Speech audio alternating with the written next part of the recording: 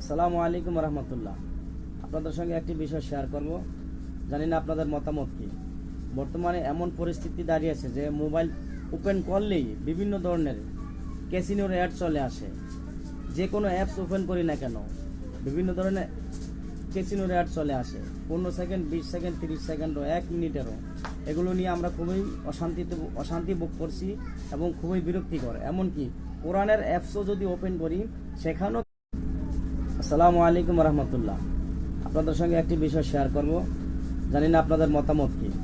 বর্তমানে এমন পরিস্থিতি দাঁড়িয়েছে যে মোবাইল ওপেন করলেই বিভিন্ন ধরনের ক্যাসিনোর অ্যাড চলে আসে।